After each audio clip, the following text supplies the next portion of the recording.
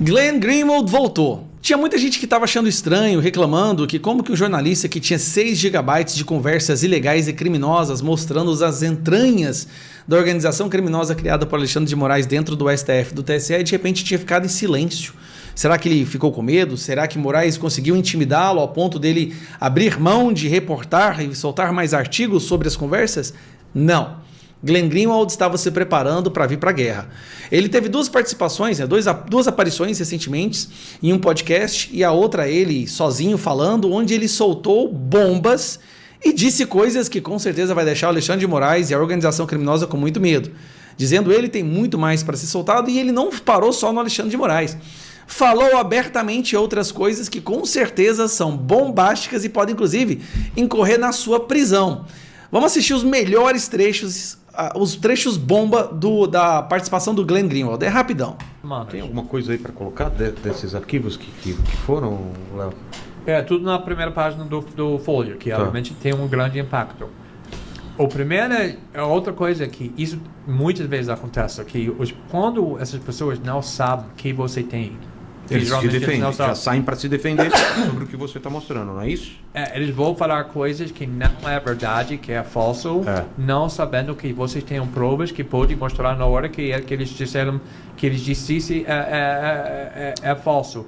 Quando o Alexandre de Moraes manifestou sua própria defesa, também Gilmar Mendes e Luiz Barroso e outros ministros do STF defendendo Alexandre de Moraes. Mas uma das coisas que ele disse é que tudo que ele fez nesse sentido, comunicando com o TSE, pedindo...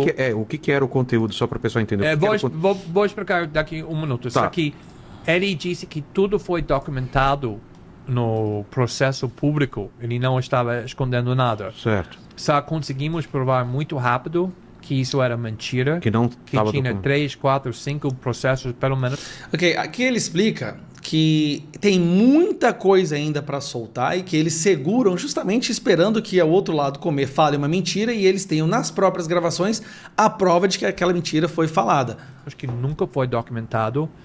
Então, de desmentir na hora. Ao contrário de soltar tudo de uma vez, que aí a pessoa já constrói a defesa dela baseado... Bom, agora outro trecho. Aqui, para mim, excelente, onde ele fala abertamente...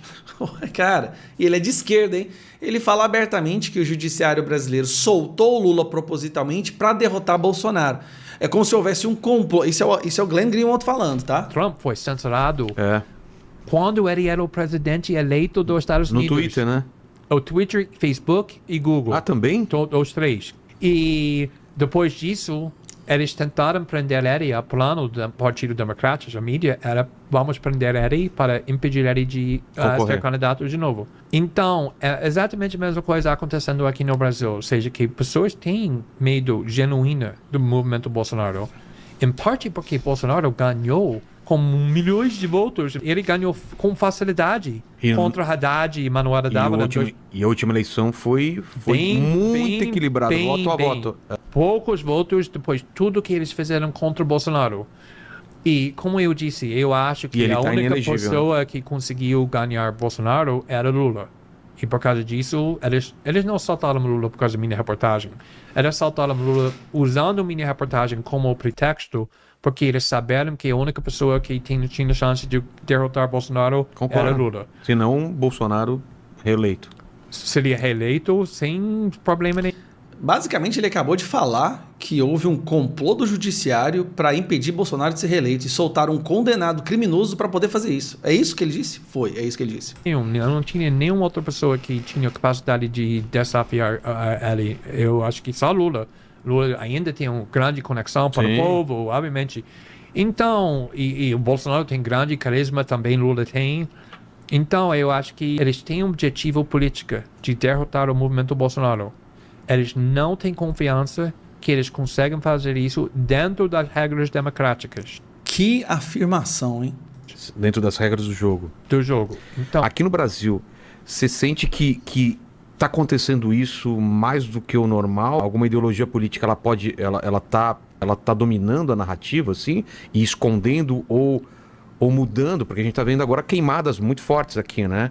E a gente tinha a mídia tratando de um jeito e hoje parece tratando de outro jeito o mesmo problema, um problema maior. Você sente uma diferença em relação a isso? Eu acredito que a grande mídia no Brasil, sempre era bem corporativa, ou seja, que controlado pelos mesmos interesses industriais, bem ricos. Essa grande imprensa, né? Os donos dessa grande mídia. Sim, tem a mesma ideologia, o mesmo interesse, mas sem dúvida nenhuma, com a eleição do Bolsonaro, tudo mudou e se tornou pior ainda, porque agora eu acho que muitos jornalistas não estão acreditando mais que sua missão é uma missão jornalística. Isenta. Acho que tem um objetivo, uma missão em cima disso, que é destruir o movimento Bolsonaro. Agora, o último vídeo, Glenn Greenwald afirmando que está sendo ameaçado para não soltar o restante, o que mais ele tem nas conversas nos 6 GB. A Vista Oeste e outras que ele queria banir no internet. Ele disse, procura evidência da crime. Isso vem do chefe de gabinete de Alexandre de Moraes. E quando a TSE voltou e disse que, infelizmente não conseguimos encontrar nenhuma evidência da criminalidade, a resposta foi, usa criatividade. Ou seja, que seja criativo de criando um crime, mesmo que não existe. Então, tem muitas revelações dentro dessa primeira 10, 11 artigos que já foram publicados nas primeiras 2, 3 semanas, que já tem muita evidência de coisas que exigem e merecem muito mais investigação e debate do que até hoje aconteceu. Obviamente, essa reportagem tinha um grande impacto em vários sentidos, fortalecendo a ideia que Alexandre de Moraes está abusando do seu poder, passando limites, fortalecendo a crença de alguns setores que ele deveria sofrer impeachment. Mas eu acho que todo o material que já publicamos, na realidade, tem uma importância ainda maior do que até hoje foi percebido, porque tem muitas instituições protegendo Alexandre de Moraes, tentando minimizar o impacto da reportagem. Também quero falar, não paramos da reportagem. Mesmo que tinha algumas semanas desde que publicamos mais um artigo, não é porque estamos sendo ameaçados. Na realidade, estamos sendo ameaçados. Uma das coisas que Alexandre de Moraes fez na primeira semana é que ele incluiu não só as fontes, as supostas fontes, ou os fontes que eles acreditam que eram nossas fontes, mas também incluiu a Folha de São Paulo e os dois jornalistas assinando o material, o Fábio e eu, dentro do inquérito criminal sobre fake news. E já... Rapaz, eu não sabia disso não. O Alexandre de Moraes colocou a Folha de São Paulo no inquérito das fake news. Tinha reportagem ontem no Globo que a delegacia do Polícia Civil que está investigando recebeu uma ordem de entrar em contato não só com as fontes que eles suspeitar são as fontes, mas também com jornalistas.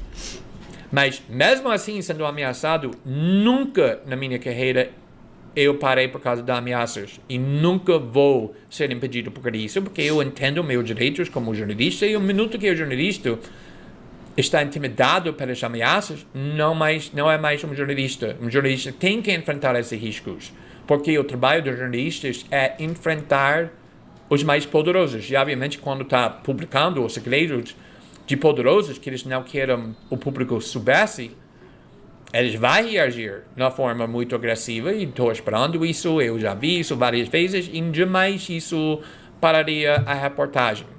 Então, ainda estamos trabalhando com outro material, com outra reportagem, que ainda eu acho é bem importante. Só que é sempre o caso que algumas reportagens no começo é um pouco mais fácil, porque todo o material no arquivo é suficiente para explicar o que aconteceu, mas muitas vezes tem uma parte do material não é completado e exige que você tenha jornalismo lá fora do arquivo, falar com fontes, fazer investigações, tentar entender exatamente o que aconteceu. Esse processo está continuando, eu estou trabalhando essa coisa, outras pessoas na equipe jornalística ainda estão trabalhando, então nós não paramos, nós não desaparecemos. Eu entendo a falta de paciência. Quero mais, quero mais, quero mais. Mas, infelizmente, eu... Bom, aqui ele fala, né? Tá sendo ameaçado, não vai parar, tem muito mais para ser publicado ainda. Não tem condição do Moraes se manter no poder. Não tem condição. Esses senadores que até agora não se posicionaram vão entrar para a história como senadores, vou publicar de novo aqui, ó, vão entrar para a história como senadores que deixaram o Brasil virar uma ditadura. Os senadores que não defenderam os seus eleitores. Isso mesmo, são senadores que não defenderam seus eleitores. E são esses aqui, ó, até agora, aqueles que se recusam a se posicionar. São esses senadores, os senadores que se recusam a se posicionar, as pessoas que até hoje estão do lado do Alexandre de Moraes. Se está indefinido ainda, a gente já sabe o que lado que essa pessoa está. Então fale com o seu senador. É só entrar nesse site aqui, ó, votossenadores.com.br. Você vai clicar no link lá do seu senador embaixo e vai poder falar com ele nas redes sociais, no gabinete, por e-mail. Vamos agilizar, galera. Não perca o foco. Vai vir mais bomba contra Alexandre de Moraes. Então a gente tem que aproveitar esse momento, que é a única oportunidade que a gente teve até hoje. Abraço.